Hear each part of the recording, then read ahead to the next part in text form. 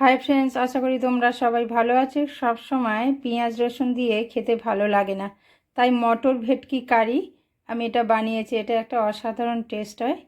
চলো, কাঁচা লঙ্কা, টমেটো, আদা আর এই মটরশুঁটিটা একসাথে মিক্সিতে আমি বেটে নেব। এবারে নুন হলুদ দিয়ে মাখানো ভেটকি মাছগুলো আমি ভেজে নেব। মাছ আমার ভাজা হয়ে গেছে, এবার মাছগুলোকে আমি তুলে নেব।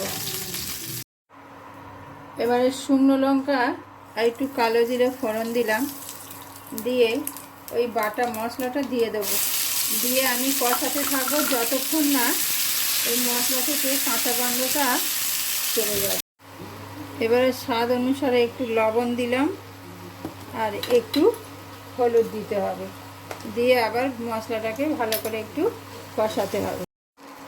এবার এই মশলার সাথে মাছগুলোকে দিয়ে ভালো করে একটু কষাতে হবে, যাতে এই গ্রেভিটা মাছের মধ্যে ভালো করে। এবার একটু জিরে গুঁড়ো দিলাম, দিয়ে আর একটু ফোটাতে হবে। অল্প একটু আমচুর পাউডার আর ধনে পাতা আর কাঁচা লঙ্কা ছড়িয়ে দিলেই রেডি